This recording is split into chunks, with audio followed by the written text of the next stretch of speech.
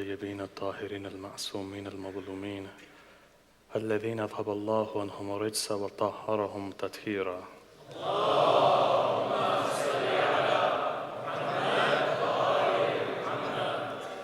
أما بعد، قال الله الحكيم في كتابه الكريم: بسم الله الرحمن الرحيم والفجر وليال عشر صدق الله العلي العظيم.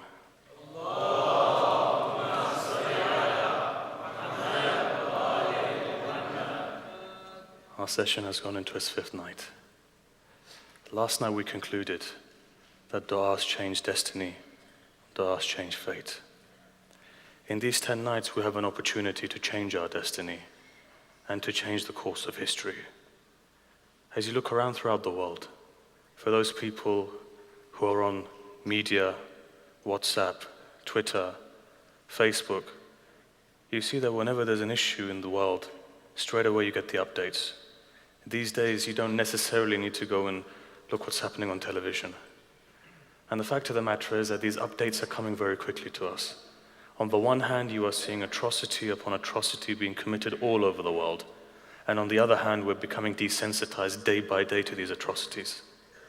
Before, maybe 2 or 3 years ago, when you heard about a death, it would move you.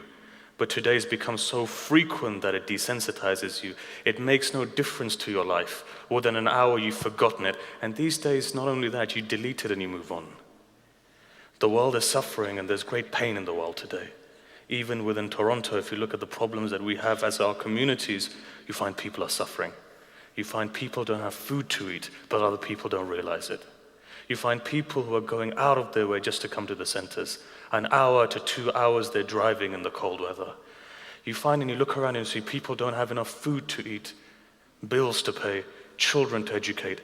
And all of these things are happening right under our noses today, but we don't have any news of this and we don't really care about these problems which are taking place in our societies.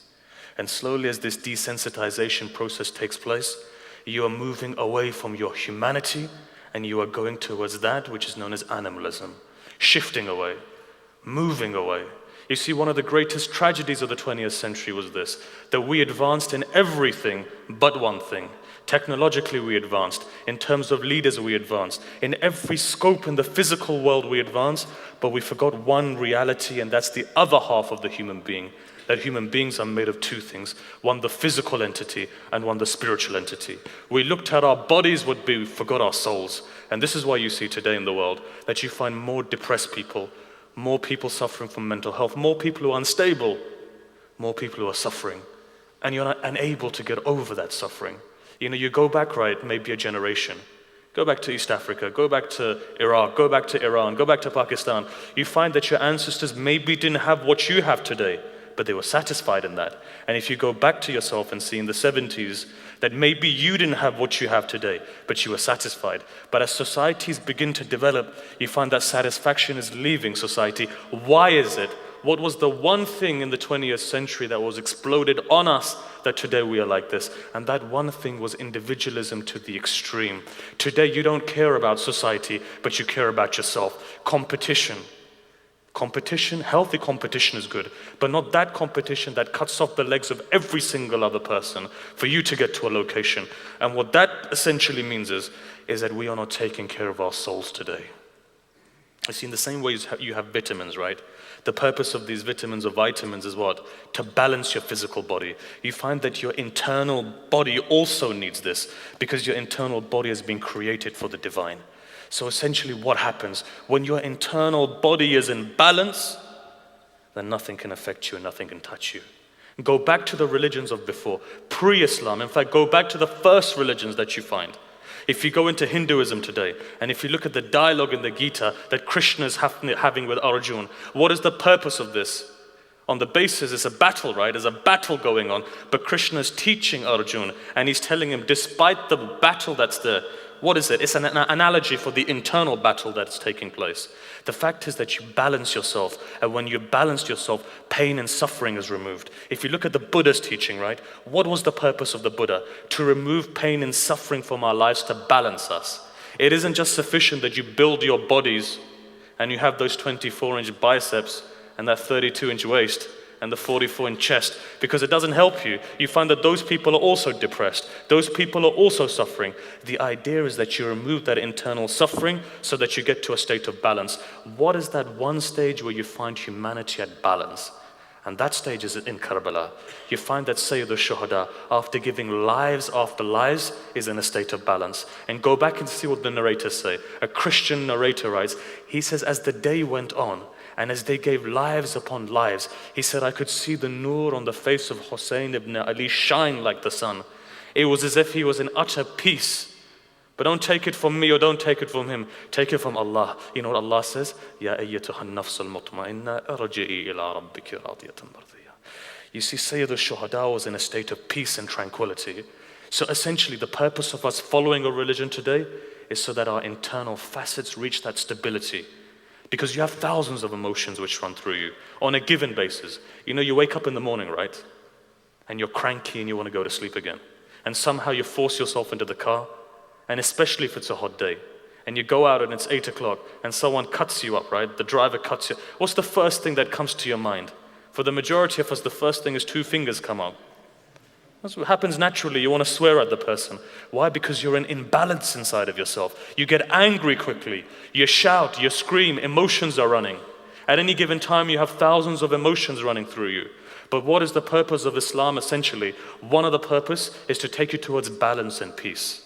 To take you towards that sakina, right? That sakina that the Quran talks about, that divine peace inside of yourself. هُوَ الَّذِي أَنزَلَ السَّكِينَةَ فِي قُلُوبِ الْمُؤْمِنِينَ. Allah is that person who puts inside of you a sakina. Why did Sayyid al-Shuhada call his daughter Sakina? Because when he looked at her, it gave him internal peace. See, that is the status of our daughters as well, that even Sayyid al-Shuhada says that. So you see, it's the internal peace. Is that internal movement. And as we know that within theology there are 2 things. World theology. If you take world theology, they say the only reason we follow religion is for 2 reasons. One of them is that internal peace, and the other one is that flight towards perfection. Internal peace is horizontal, the flight towards perfection is vertical. In another word, akhlaq is horizontal so that you can get virtue, right? The purpose of akhlaq, virtue. To lie is bad. Why to lie is bad? Not because Allah gets a kick out of telling you not to lie. It's because it imbalances you from the inside. You know, for example, in the physical world, when you have an overbalance of vitamin D and a lack of vitamin C, my brother doctors will tell you exactly what happens then. In the same way, when you lie, imbalances you. When you not teach, but steal, it imbalances you. What else? When you swear, imbalances you. When you have all of these vices, it imbalances you. That's why, forget Islam, go to Aristotle. Aristotle says, balance yourself through virtue. The purpose of this balance is that what happens? You're not in imbalance. Imbalance causes what? Depression. It causes a man to go into terminal decline. It causes a person to suffer. The purpose of Islam, therefore, is to remove that suffering from your life. You see, if all of us, in some stage of our life, begin to suffer, and in the 20th century, you've seen more suffering than anything. Despite the fact that we live in a global village, despite the fact that you have memory overload, information cramming, there's so much that you go to Wikipedia, you found thousands and thousands of profiles there, just on a particular topic. But what you realize is this, that the balance isn't there. And this is why in the 20th century and in the Western world, people have been going towards mysticism. Hare Krishnas in the 50s, right? Sufism in the 80s. All sorts of Kabbalah in the 90s. The purpose of this, to somehow go towards mysticism, because the human being realizes that we have a soul that needs peace, and that soul is an attaining peace. So what do? We go towards all of these mysticisms so that it takes us towards peace. For Muslims, go back to Islam and see all the solutions are there to get towards Allah subhanahu wa ta'ala. The only peace essentially lies in the dhikr of Allah. Ala bi dhikrullah tatma'innul qulub. The only peace lies in Allah. But we need to understand how. We need to journey into such a way that we can attain that peace. Why do, for example, the mystics recite dhikr or afkar? The purpose of these dhikrs is what? To gain that peace, to give yourself that internal peace. And you've heard of all of these scandals and all of these things and all of these Sufi sects which have been coming out.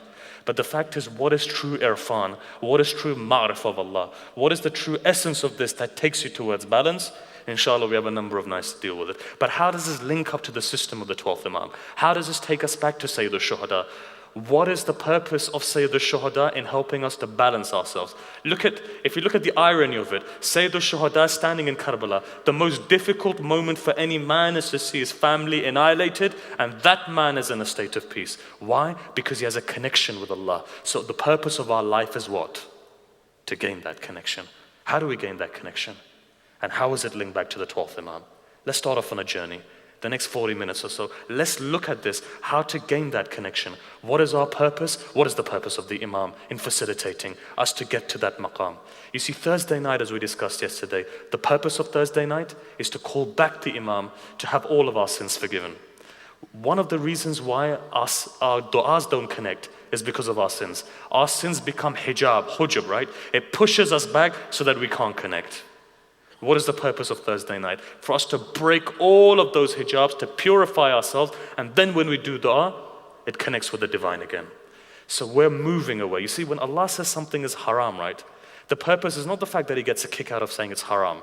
It doesn't affect him in the least. When Allah says zina, adultery is bad, why does he say that? Because he knows that it's going to destabilize you from the inside. You see, there are 6 torments, right?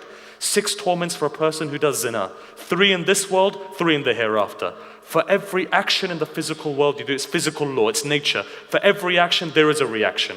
You speak, sound comes out. You trip over, you're going to get hurt. For everything there is. You eat or you overeat, you get a stomachache. You eat something, you find that there's a process that takes place in your stomach that converts it to energy. For everything in the physical world, there is a reaction. And in the same way, within the metaphysical world and the spiritual world, there is a reaction.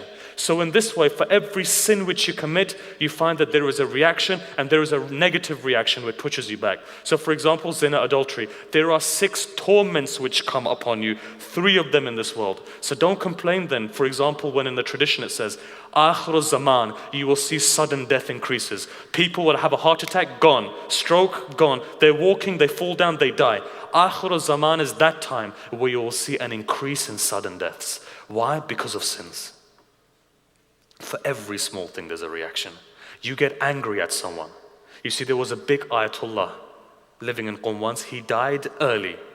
So people asked some of the ulama, why is it that he died early? One mystic came forward. He said there is a cause and effect for everything. He says the problem was that this Ayatollah, even though that is a mujtahid, but because he had a hard life, one thing that he couldn't control was his temper. Know that if a person can't control their temper, their life decreases because of the causal reality of this. And in the same way, when it comes to your family, if a person cuts the ties of the family, your brother, you're not talking to him. And you see, it's easy for us to preach sometimes, right? You tell them, look, you should have good ties with your mother and your brother and your sisters and all sorts. But when it comes to you, you don't look at it in this direction. You think everybody else should be following the Imam and they should be respecting their mothers and fathers and etc. and etc. But when it comes to you, you realize that you forget all of these things. You're fighting with your brothers. You're fighting with your sister. You're fighting with your blood relatives. But go into the hadith and see, your life decreases. When? When you fight with your relatives. I've seen it within my own life. I'm telling you an experience that I've had. 5 brothers were fighting amongst each other for 20 years. I saw between the age of 50 and 65, all of the brothers had died. All of them had died, heart attack, stroke, this and that. They died in the most miserable ways because each 5 of them were fighting amongst each other. That's a story which has happened in front of me.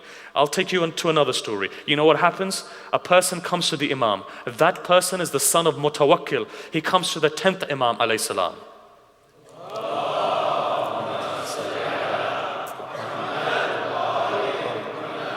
He says, my father Mutawakkil has insulted Fatima Zahra alayhi salam. He says that, can I go and kill my father? What is the hukm? The Imam says that this is blasphemy. And the hukm of blasphemy, obviously in those days, was death. So he says, it's death for your father, but you should kill your father. So Mutawakkil's son says, he says, look, can I not kill my father? He says, it's preferred that you don't kill your father. Get somebody else to do it, if you really want to go down that way. He says, but if I was to kill my father, what then? He says, know that there is a causal law. Even though your father is a sinner and wajib al-qatl, but if you were to kill your father, adhab ilahi would come because he's your father. Allah would decrease your life. You know what it says in tradition? He went and killed his father. 6 months later, he died. causal effect. The next time you sin then, the next time you think about sinning, think of the fact that for everything there is a causal effect. And this is why they say that there are 3 levels, maqamat, when it comes to a person, a believer who is going towards shredding sin. One of the statuses or the levels are that you do not sin because you are scared of the byproduct of sin.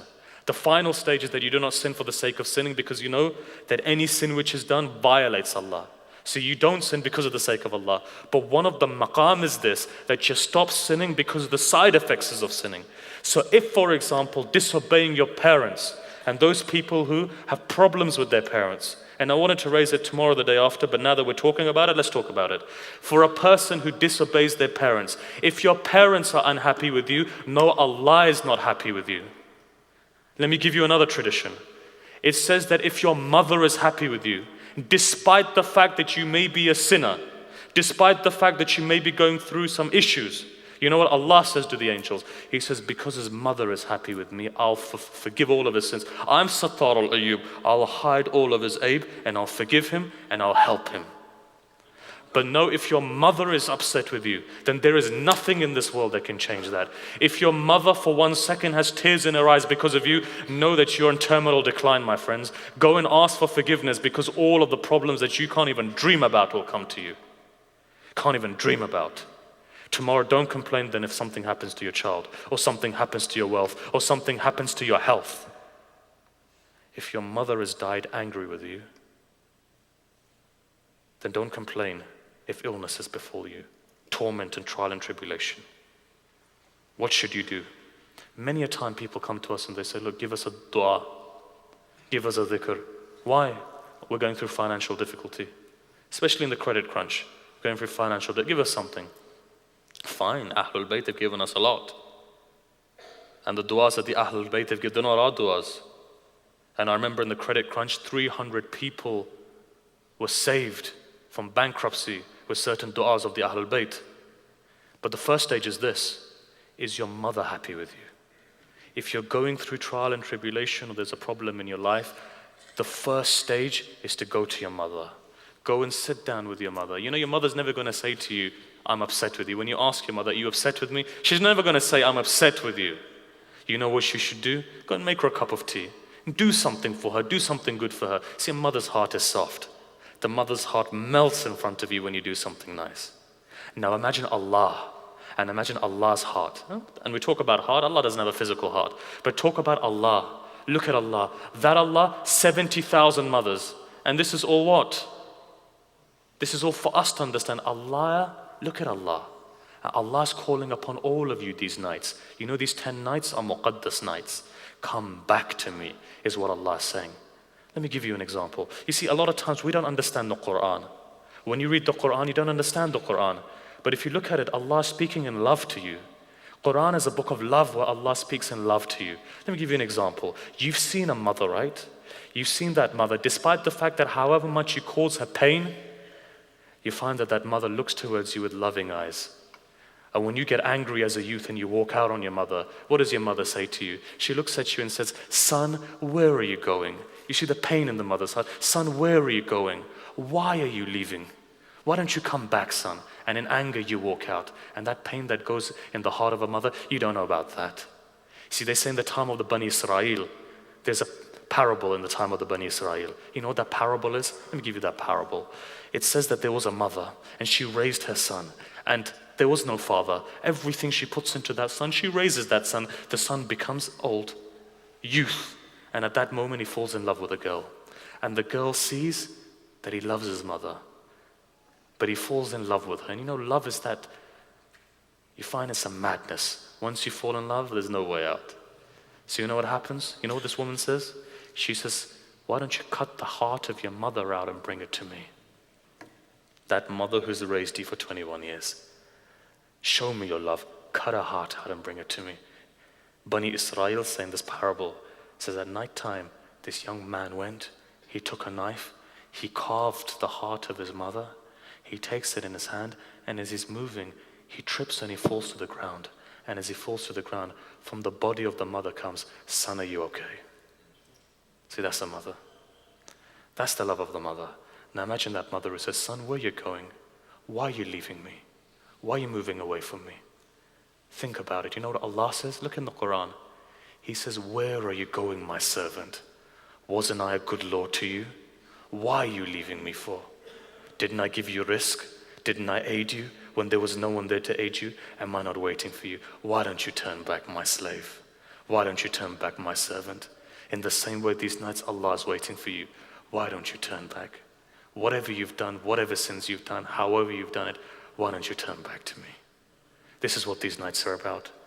Tonight though, go to your mothers and ask if you've done anything wrong. Ask for forgiveness. Know your life will become a lot more easier. And I can almost hear people saying, but what about if our mother is not alive? What should we do then? You see, when your account is closed, when you go into alam barzakh, you find that your parents have nothing then. When you shed even a tear, make the niyyah that I'm shedding these tears for the sake of my mother, who may be suffering in her grave, who may be going through difficulty in her grave, because her account has been closed. Do something for your mother. But in fact, they say that if your dua is not being accepted and your mother has passed out, go to the grave of your mother and say to her, Mother, I'm in problems. You're my mother. Why don't you pray for me in your grave? And you find that your problems are alleviated. You know the Prophet of God says? He says that even if you don't know where the grave of your mother is, you know what? Draw a line there and then say, Mother, I'm in problems, I'm in difficulties, right? This is what the Ahlul Bayt said. You know what Sayyid al-Shuhada says when he sees Layla, right? What's happening to Layla?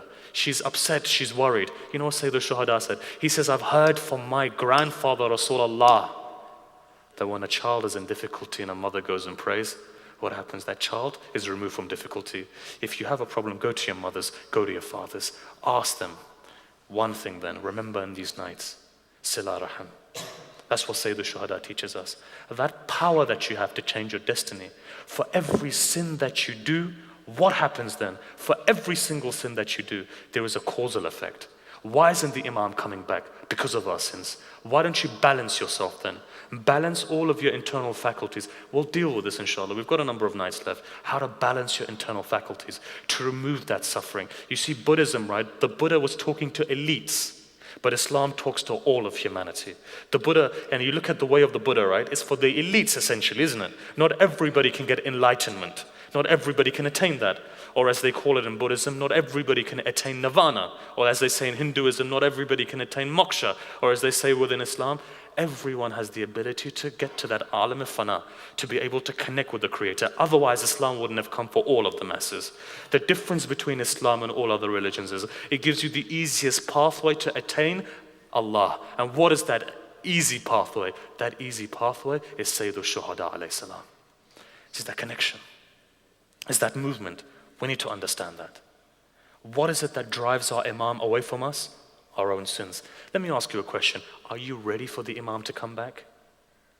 If I was to, essentially, we recite the dua of the Imam. Hand on your heart. Go inside of yourself. Are you ready for the Imam to come back? Are you really ready? Let me give you a story.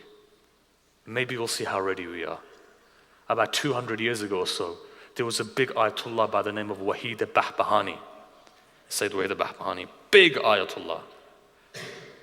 You know why he's famous for?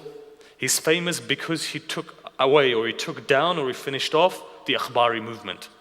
There is a group known as the Akhbaryon, right? Very famous even in this day. In Mashhad, there's a huge group called the Akhbaryon. Akhbar. All they look at is hadith.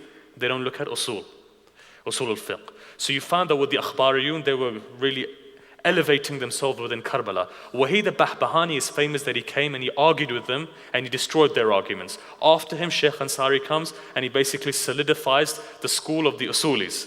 So basically what happens is that Ayatollah Wahid al-Bahbahani comes from a place called Bahbahan. And at that time, nobody knew who he was. He was an unknown. And he comes to Karbala. And you know when he comes to Karbala, as an alim, he finds a small mosque and over there he leads the 5 daily prayers.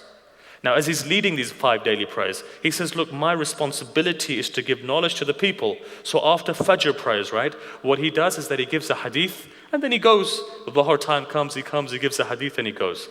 He says one day comes where he gives a tradition.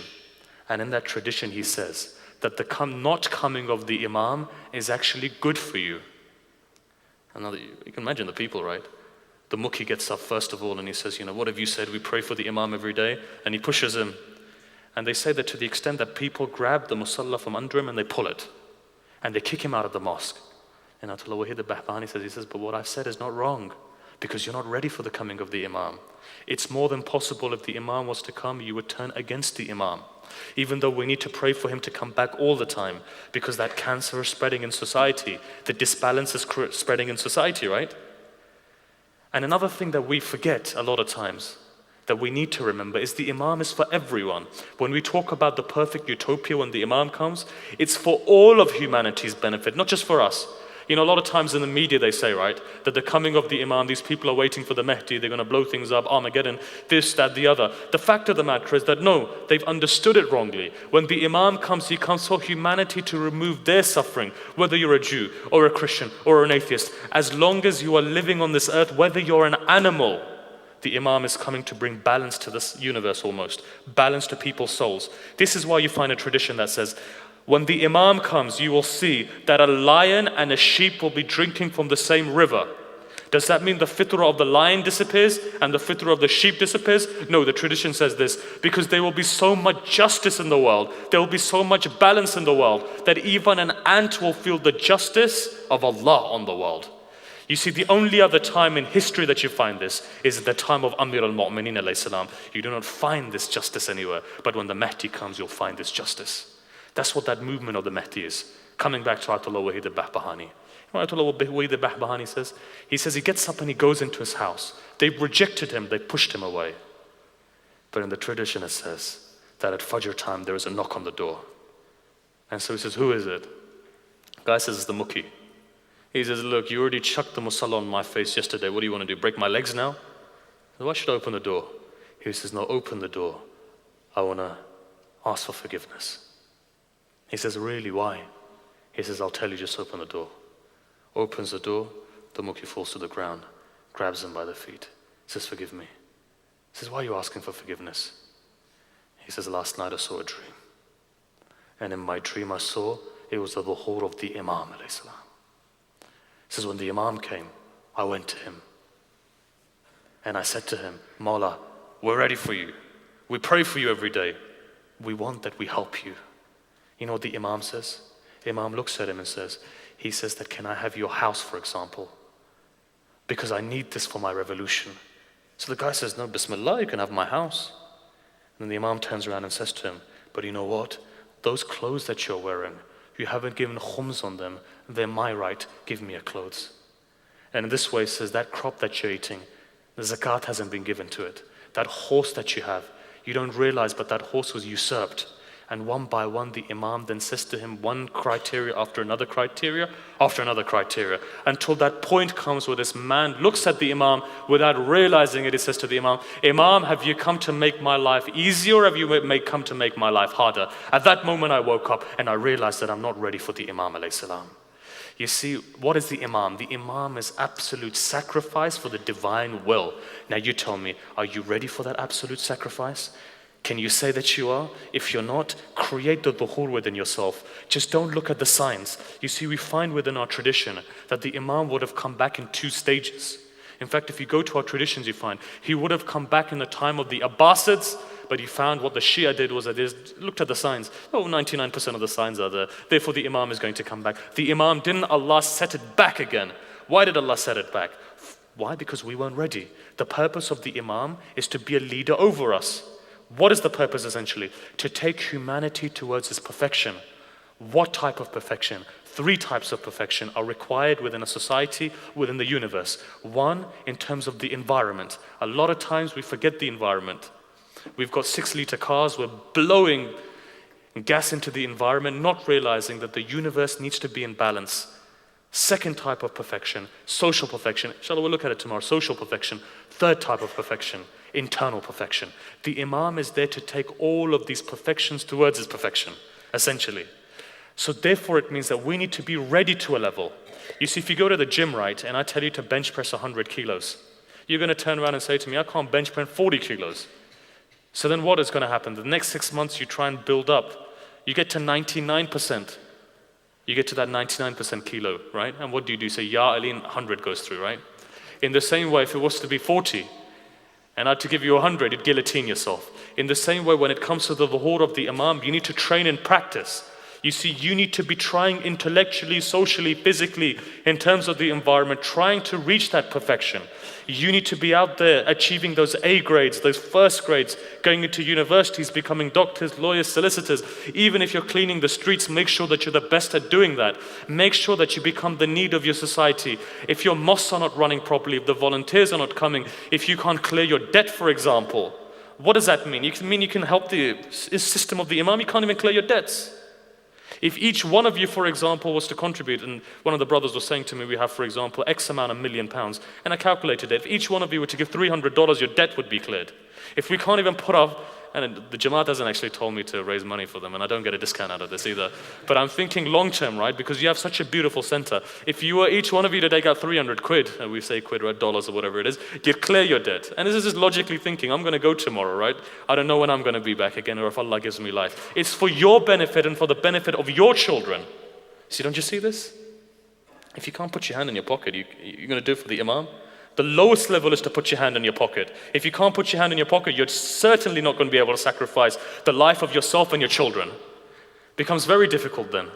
So you see, the Imam is there to take the universe to balance. Once we are organized, once we have intellectually achieved what we can achieve, once we are praying on time and doing all of our wajibats, then we can say to the Imam, Imam, we have done everything within our power, now you come and take us that step forward. We have achieved 99 kilos, now you come and take us to that 100th kilo. That is the philosophy behind the dhuhr of the Imam, not sitting there on, as you say, just sitting there, thinking, yeah, well, the Imam is going to come, I'm ready, I'm sitting here, and, I'm not really applying for any jobs because the Imam is about to come, and there's no reason to do any of this. And donating to the mosque, well, when the Imam comes, the mosque situation will be sorted out as well. And I'm not going to help the Maulana and to help in the family matters, and because when the Imam comes, he'll deal with all of that. If the Imam was to come, let's say for example to London, right? There's about 100 cases of divorce and marriage there. He'd spend the next 7 years trying to solve that. Where is the revolution of the Imam then? The revolution of the Imam means that you solve your own problems. When you get to that crunch point that you can't go any further, that's when you call upon the Imam, and the Imam comes and helps you. So you see, it's a system which is in place. Understand that system in place. Balance yourself. This is why we talk about the system of balance. وَجَعَلْنَاكُمْ أُمَّةً وَسَطًا. We've created you as a nation of balance, not fundamentalism. See, as fundamentalism rises in Islam, it debalances Islam. Why then have you been called here to be able to take that message of balance and to take it forward? That's the Imam al-Islam. Let me take you to another tradition now. Wahid al-Bahbahani's tradition you've seen. Let me take you to another tradition. My time is flying, so inshallah, as quickly as I can give these tradition, and then nasalakum ad-dan till tomorrow. See, there was a guy by the name of Ali ibn Mahdiyar. It's a very famous tradition by him. He's a faqih, right? There's a lot of traditions which have been narrated by him. It says he goes to Hajj 19 times. The purpose of him going to Hajj 19 times is that he wanted to physically see the Imam of the time. What do we go on Hajj for? One of the secrets of Hajj is to see the Imam of the time.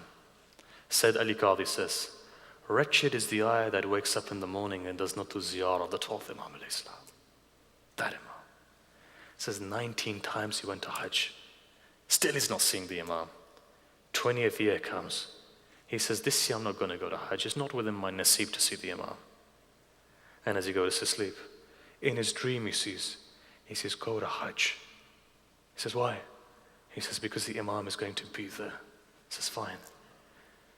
Walks to Hajj. Gets to Hajj. He's sitting in the haram. He does his umrah tamattu, is sitting there in his haram. He's thinking, I haven't seen the Imam yet.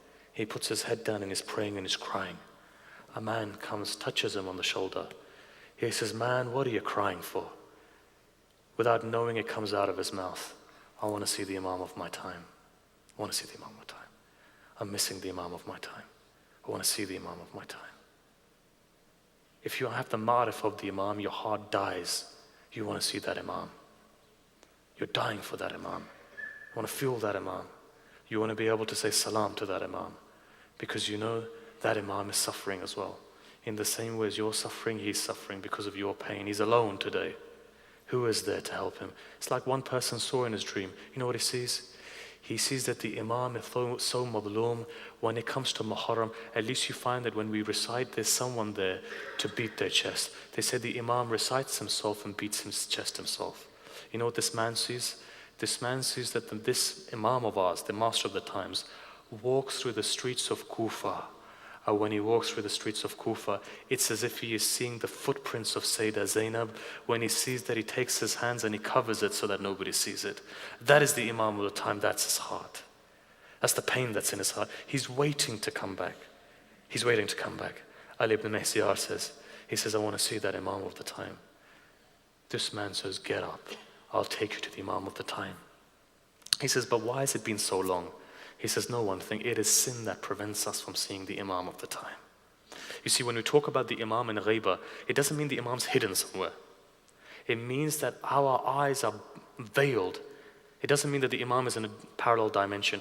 It means the Imam is here, he's walking, he's talking, but we can't recognize him because of our sins. So in the same way as Yusuf was, Yusuf's brothers go to Yusuf. Yusuf's brothers don't realize who Yusuf is. It doesn't mean Yusuf was hidden. That's why they say when the Imam comes back, you'll say, I know this guy. I've been looking at him for so long. He used to say salam to me, but I didn't realize. So what happens now? Ali ibn Mahdiyar goes, outside of Mecca, there is a tent. He goes towards that tent. This man says, now get ready because the Master of the Times is coming. You know what happens? He goes towards the Master of the Times. He comes in. He says, it was the most Nurani day of my life. He falls on the ground. He kisses the Imam. He says, Imam, why didn't you come and see me? You know what the Imam says? I was there waiting for you. Why didn't you come and see me? He says, why, Imam? What happened? He said, there are 3 qualities if a person has, he becomes mahrum. He won't be able to see me. He says, what is those qualities, Imam? The Imam then says, he says, you want to see me remove these 3 qualities. He says, the first quality is this, that when you walk on the ground, you walk with arrogance when you meet other people. Arrogance of a person destroys a person. Takabbur, kibr. What is kibr? What is arrogance? What is arrogance? Arrogance is that when you violate your parameters and you violate another person. Why? Because you have a deficiency inside of yourself. That's why. If you look at people who are arrogant, it's because they are suffering and they have a deficiency. A person who is in absolute peace doesn't have a deficiency like that. When he meets people, he meets them humbly because he knows what he has is golden. But when a person who has nothing, who is void, when he meets someone, he meets them with arrogance because he has a complex. You see, he says, when a person meets another person in arrogance, at that moment, no. That moment, know that I won't come and see you. That's why in the tradition it says, when you meet a believer, become humble in front of that believer. Pretend to look at yourself and see, you are meeting the Shia of Ali ibn Abi Talib alayhi salam. This is why tonight, if not anything, remove the difficulties and the problems you may have amongst each other. I know wherever you go in the world, wherever center, people have issues with each other, right? Tonight is that night. Remove those issues from your hearts, because know your du'as are accepted when those negativities are removed.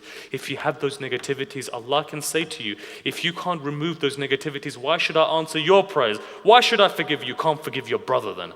Forgive your brother tonight. Forgive your brother and say, Allah, I have forgiven this brother, now you forgive me. Don't hold this bughd in your heart. Don't hold this aggression in your heart. Because if you hold this aggression, you find that on the moment of your death, it haunts you. Your death becomes difficult for you. But that's a different topic. You find the first thing it says that the first thing, if you walk in arrogance. It says the second thing though. You know what that second thing is? If you break the ties of relations, you break the ties of relations with your brothers. He says at that moment, he says that you will not see me. You see, look how important it is. But he comes to the third thing. And you know what that third thing is? He says that when your material wealth overcomes you, and in your life all you want to do is that material wealth, at that moment you find, what happens? Happens that you become separate from your Imam. Now you see, material wealth doesn't mean, I'll repeat them, I can see people are writing this down. The first thing is what? First thing is arrogance. Second thing is what? Cutting ties with your relationship. Third thing is that when your material wealth overcomes you. Islam doesn't say be a pauper. You see, when we talk about material wealth, we don't talk about the fact that you be poor. It doesn't mean that you're poor. It means that your wealth doesn't overcome you. You see, when we talk about today, for example, to live a good life, Islam has said live a good life, whether you're an alim or a jahil or a person or not. Everyone has been told you can lead a good life. You see, never ever confuse that. You see, 2 days ago when we were talking about the alim who's material, we're talking about an alim who's overcome by his material, not the fact that he's rich or poor or otherwise. Because wealth can be an advantage, can be a disadvantage. True zuhud is that when you divorce yourself from your wealth, If you were to give it up right then, right here, right now, you can give it up. Sometimes wealth is a good thing to do tabligh. And you find that even within the Western world. It says if an alim isn't dressed a particular way, you find a particular group of people don't come towards him. So the alim needs to somehow look presentable sometimes, wear something nicely, not smell, or for example, wear good perfume. Because Islam says, be beautiful. Sixth Imam alayhi salam is saying, wear good clothes, wear perfume, look good, dress nicely, smell well, talk well. Why? So that people are attracted towards you. That's why in the tradition it says that when it came to Sayyid al-Shuhada, you found two types of tablighs. Imam Hassan alayhi salam's tabligh was different, Imam Hussein's was different. They were appealing to two different people. You found Imam Hassan alayhi salam would wear nicer clothes. Imam Hussein, you found that he wore more ripped clothes. Why? Because certain people appealed to him, certain people. But it doesn't mean that the Imam doesn't appeal to everyone. When the Imam alayhi salam needed to appeal, he appealed to everyone. So you see, when those two brothers were there, they split the task. They did tabligh in one way, another person did in the other way. It's like Hassan al-Basri, right? Comes to the sixth Imam alayhi salam, and he says, look at me, look at the way that I dress. I dress like your Jad Amir al-Mu'mineen. What did Imam say to Hassan al-Basri? He says, look, I dress in these ways because of the needs of the time. If I was to dress like Amir al-Mu'mineen, people wouldn't come. But he said, look inside and see. Those coarse clothes are inside there. You see, zuhud means you can divorce yourself from your wealth, not that you're attached. If you have to give up everything, you can give up everything. Go back to that tradition of Wahid al-Bahbahani. What was it? You can give everything up if you need to give everything up. So let me take you to a story now. You know Ayatollah Naraki, right? Very famous Ayatollah, lived in Isfahan. A person became a darwish just because of the fact that he read his books. And after reading his books, he thought, this is the true pathway, to give up the world and become a true zahid. So he says he had one kashkol, right? He had this one bowl in his hand. You know what he does with his bowl? Everything in his life is that bowl. He used to drink from that bowl. He used to go to toilet with that bowl. He used to have a shower with that bowl. He used to put it as a pillow and he used to sleep with that bowl. He says, let me find that man who gave me guidance, hidayah. So you know what he does? He goes to Isfahan and he says, I'm going to find this guy. And he finds this Ayatollah. And he looks at his house and he thinks, wow. Because I was expecting him to live in a cardboard box. And this guy's got a 2-story. He says, fine, he knocks on the door. Ayatollah comes out. He looks at him and he realizes what this guy's thinking. He says, why don't you come inside? And this Darwish is thinking to himself, it affirms the fact that this guy's a hypocrite. He lives in this lavish way. He says, no, Ayatollah says, come in. Gives him food. After that, he looks at him and he says, let's go to Karbala. Let's go to Sayyid al-Shuhada. This guy looks up, he says, okay, let's go to Karbala. Halfway realizes, I've forgotten my bowl. He looks up at Ayatollah. He says, you know what, I've forgotten my bowl. He says, you know what, I'll buy you another bowl. He says, no, you don't understand. It's got sentimental values. It's my bowl. He says, why, what's the problem with the bowl? He says, I eat with that bowl. He goes, I have a shower with that bowl, when I have a shower. He says, when I go to the toilet, I use that bowl. Nothing else is as comfortable as that bowl. He says, I need that bowl. Ayatollah looks at him and says, you were thinking about my wealth. He says, I've worked hard to gain that wealth. I've got it for my family as well. But know one thing, when I said, let's go to Karbala, I divorced all of my wealth. I left everything. You know why I left everything? Because I can leave everything for the sake of the Imam. You can't leave your one attachment, which is your bowl. See, so make sure that those attachments are not in a person's heart. Destroy those attachments and you will see that you'll go on a Mi'raj. In this way, when it comes to the 12th Imam alayhi salam, it is incumbent upon us to logically sort out our mind frame. Sort it out. The best way of sorting it out, connect with your Imam. Spend a portion of your day. If it's 5 minutes, no, 5 minutes is too much. Spend 1 minute at night time before you go to sleep to just talk to your Imam. Say to Imam, Imam, I've got a lot of problems in my life and I know that only you can solve them. Talk to your Imam. Don't look at him as a concept. Look at him as a reality. Imam, look at the trouble that this world is going through. What should I be doing? Get guidance from your Imam. You see, the Imam will inspire you in your heart only and only if you're ready for that inspiration. Only if you're ready for that inspiration. Inshallah, we'll continue this tomorrow. But today, the real reason why you're here today, what is that? As these nights go on, you find your heart becomes harder. It becomes hard with what? Grief.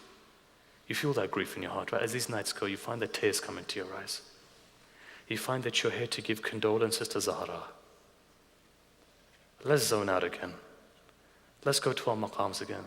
Let's forget that we're sitting in Bathurst. You know where we should go? Let's go to Baqi, to the grave of Imam Zain al-Abidin alayhi salam. Pretend that you're there. In fact, you are there. Imagine those people who've been to Baqi. Look at Baqi. Look at the beauty of our Imams. You know, when you go to Karbala, right? You see this big building which is there. How developed is it? You look at the shrine of Abul Fadl is developed. You go to Samara is developed. You go to Qadhamiyya is developed. You go to Najaf, you go to Mashhad. But let me ask you one thing. All of the son's shrine are developed, but when you look at the mother's shrine, you find that it's still broken today. So what tells you, what have we done wrong? They say in tradition, right, that 5 people cried the most. In the world, 5 people cried the most. Who were those 5 people? It says the first person was Adam alayhi salam. You know why he cried? When he was separated from Hawa, he cried for 300 years. They say the second person who cried the most was Yaqub. You know why Yaqub cried? Because he was separated from Yusuf for 33 years. He cried so much he went blind. And in the same way you find that Yusuf cried for 33 years as well. Look at Yusuf, how much he cried. Look at Nuh, he cried for 950 years. But you find that there's one person who cried for 90 days, and within 90 days her hair turned white. Who was that person? Zahra. 90 days she cried. It broke her. But the last one, they say, was Imam Zain al-Abidin. He cried for 34 years. One person comes up to Imam Zain al-Abidin and asks him, he says, Mawla, why'd you cry so much like this for? You know what he replied? He said, Yaqub had one son, Yusuf. He cried for 33 years. He says, 18 of my Yusufs were killed in one moment. He told me not to cry. Says Imam Zain al-Abidin is walking through the streets of Medina. You know what people used to do? They would hide their animals in the streets of Medina because they knew what would go on the heart of Imam Zain al-Abidin. He says that he would pass a butcher, right? You know what he would ask? He would say, have you fed this animal? Says, why, Mawla? He says, because know that my father, when he was killed without water. A person comes up to him and he says, Mawla, you talk about the fact that your father was crucified like an animal was.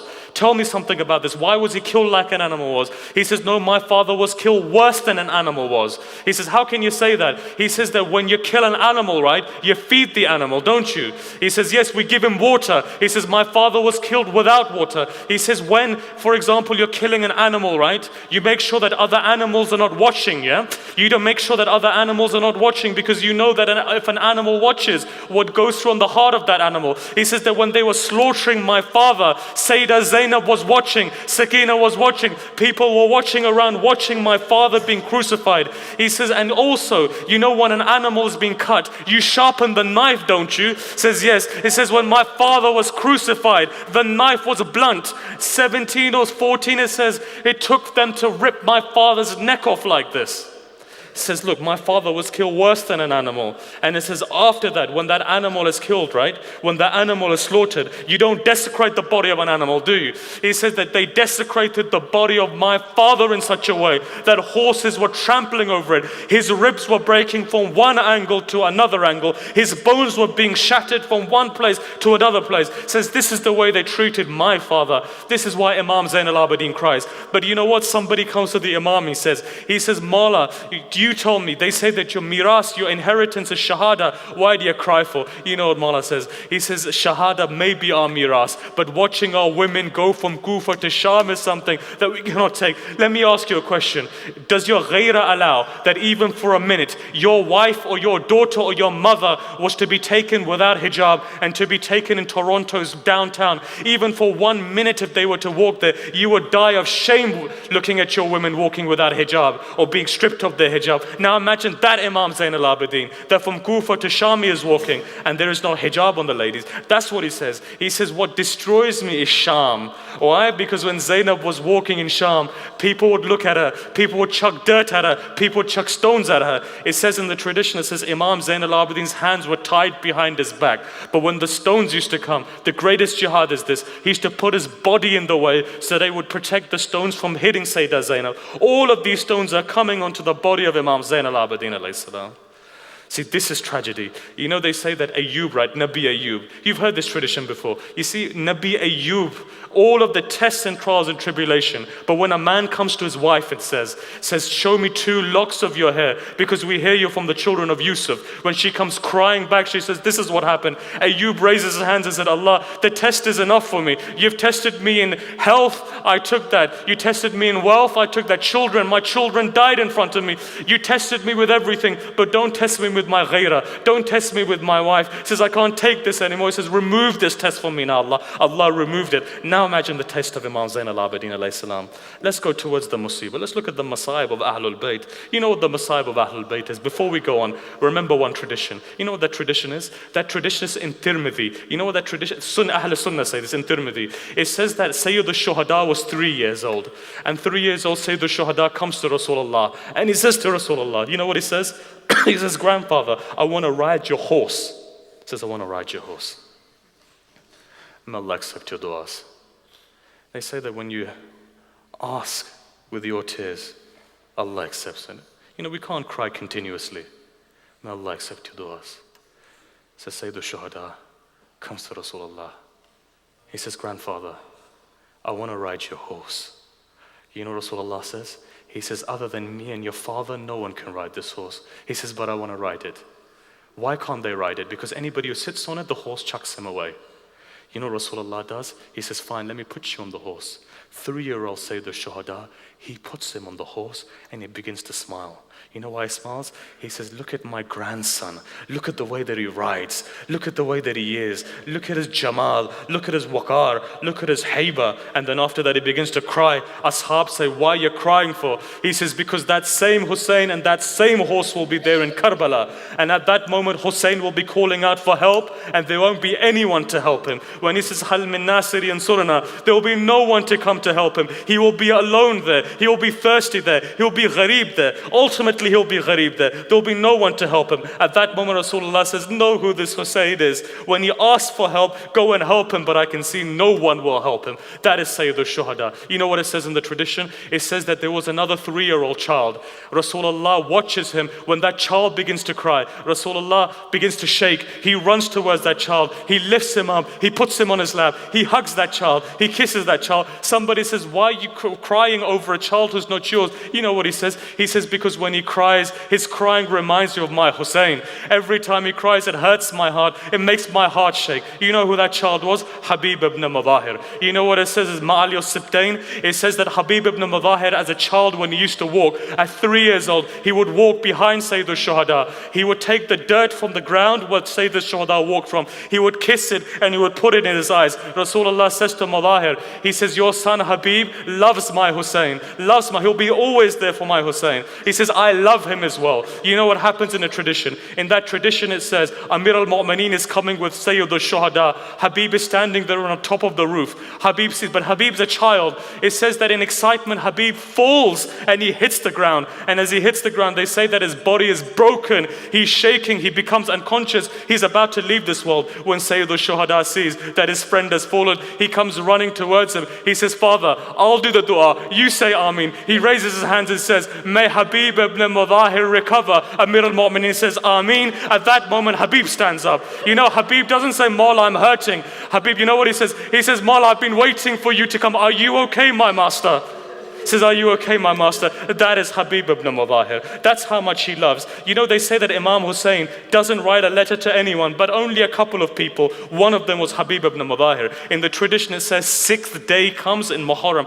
The 6th of Muharram come. Sayyidah Zainab is sitting with Sayyid al-Shuhada, and Sayyidah Zainab is watching army upon army comes. She asks, where is this army coming from? Sayyid al-Shuhada replies, this is an army coming from Kufa to kill me. Another 1,000 person comes. Why is, for example, Shimr coming? He's coming to kill me. One by one army is coming. You know what Sayyidah Zainab says to Sayyid al-Shuhada? Says, where's our followers? Where are our helpers? We're alone here. Why isn't anyone coming? He says, no, someone is coming for us. Imam Hussein writes a letter, and that's only one letter he recites to Habib ibn Madahir. In the tradition it says this. It says, Habib is sitting in his house. Habib is sitting in his house and he's eating. In the battle of Siffin, Amir al-Mu'mineen says to Habib, he says, Habib, when you are eating, right, when you're sitting with a risk, Whoever comes, even if your parents come, do not stand up for them. Only if the Imam of the time comes, then stand up. You know what happens? Habib is eating. There is a knock on the door. When that knock comes, Habib says, who is it? You know what that person replies?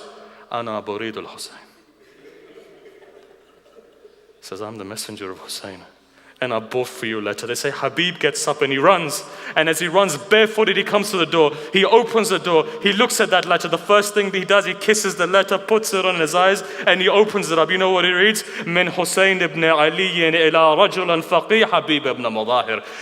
Sayyid al-Shuhada is writing, you know what he writes in that letter? He says, Habib, we are trapped in Karbala. We are gharib now. There is no one to help me. The swords are coming. He says, Habib, be quick and come and help us. You know what Habib does? He puts away the letter. He wants to test his wife, right? He comes in and he sits down on the table, and he sits down, and his wife asks him, he says, what was that letter? What is Hussein asking? What is the Master of the Times asking? Oh, the Master of the Times is saying that he's calling us to come. He's surrounded by his enemies. You know what his wife looks up and says, Habib, your master is surrounded, our master, and you're not getting up and going to fight? Says, give me your sword, you sit in the house, I'll go and fight for Hussein. At that moment, tears come into his eyes. He says, don't worry, I was only testing you. He says to his slave, he says, why don't you go and wait for me, and I'm coming. He says on the pathway, he bumps into Muslim ibn Osaja, and he looks towards him, and he says to this 90-year-old man, he says, you know what? Do you know what's happened to Hussein? He says, what? He says, Hussein is alone there. He is gharib there. He is thirsty there. He needs someone to help him. They say that this man's back was already broken. He was 90 years old.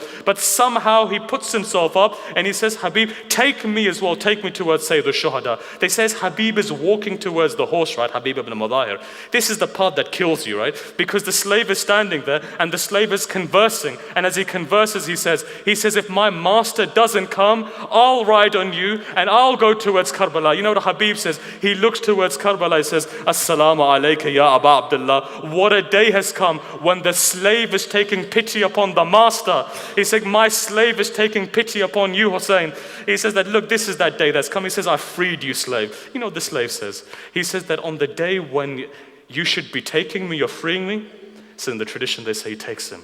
Karbala comes, 7th day comes, 8th day comes, 9th day comes, 10th day comes, the day of Ashura comes. Muslim ibn Osaja says to Sayyid al-Shuhada, he says, look, I want to go and fight. I want to go and give my life for you. But you know what? I'm old. You know what Sayyid al-Shuhada says? He says, why don't you stand in front of me when I pray, and then after that, take all of the arrows. You know what he does? He ties his back up as if he was a young man. He ties his head back. You know why? Because I'm going to give my life for Hussein. He says to Sayyid al-Shuhada, I know I can't fight. I know I'm going to die. But there's one thing that I can do. I can stand there. Sayyid al-Shuhada says, Allahu Akbar. The arrow comes. He takes one arrow in his chest. He takes another. But he's smiling because he knows. And he's praying to Allah. He's saying, Allah, don't take my life until Imam doesn't finish his prayer. Eventually he hits the floor. Sayyid al-Shuhada finishes. Assalamu alaikum wa rahmatullahi wa barakatuh. He says he falls. As he falls onto the ground, Habib ibn Mudahir goes running. Sayyid al-Shuhada goes running. You know what Habib says? He says, Muslim, had I known that I would have lived today, I would have asked you for a will.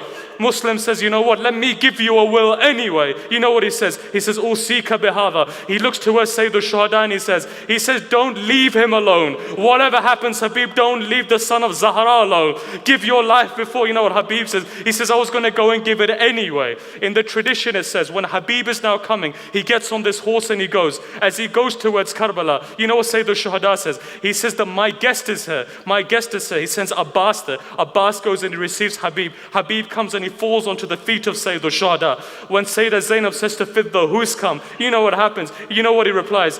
She says, Habib is here. She says, go and give my salam to Habib. If you could take this bit, you say, Fizza goes towards Habib. You know what she says? She says, the daughter of Zahra gives salam to you. You know what Habib does? He takes his amama off and he begins to hit it on his head. And you know what he says? What a day has come when the queen of the world is giving salam to a slave. Ala la'natullahi lakum wa alameen. Inna lillahi wa inna ilayhi raji'un. For the sake of Muhammad and Ali Muhammad, may Allah accept our worship today. For the sake of Muhammad and Ali Muhammad, whatever troubles we're having, whatever pains that we have in our life, may Allah remove those pains and sufferings within us. Wherever there are followers of the Ahlul Bayt, wherever they are, Pakistan, Lebanon, Iran, Iraq, Saudi Arabia, Syria, wherever they are in the world, may Allah protect their lives. their properties, and their respects. One tradition. With this tradition, pray to Allah. Ask Allah to accept all of those people who have come here, for all of us. You know what it says? It says in the tradition that when Sayyidah Zainab on the 11th night, on the 11th day came, Sayyidah Zainab is standing there, she's gathering all of the children. As she gathers all of the children, the enemy comes and they tie each one of them by the neck. In the tradition it says one rope was for all of them. Somebody says in the tradition, why is it that the women were bending down like this? They said the reason being is that Sakina was small. Every time they raised their heads, it would hurt Sakina like this. They said that they had a camel. You know what Shimr did? He took the girl, he tied her on top of the camel without a saddle. You know the camel is coarse, right? It moves. They say Sakina was dressed in white. When they put her on that and they tied her on that, when the camel would move, her rib would move. As her rib would move, her rib would shatter. The coarseness would hurt on her body that when they got to Kufa, she was covered from head to toe in red blood. In this way, it would hurt her like this. Now let me ask you, what was going on the heart of Sayyid al-Shuhada? As he was watching from that, when they raised his head, tears would come into his eyes and tears would drip from his eyes. You know what Sakina would do? Every time anybody raised their heads, her head would raise up like this. Every time it would raise like this, it would choke her. Every time it would choke her, she would look to the head of her father, and then after that she would look to the head of Abul Fadl al-Abbas. She would say, uncle, I don't want water anymore. You just come back. For the sake of that moment, may Allah accept all of our du'as. May Allah hasten the dhuhur of the Imam al-Islam and make us all part of his ansar. Wa sallallahu ala Sayyidina Muhammad wa alihi at-tahirin.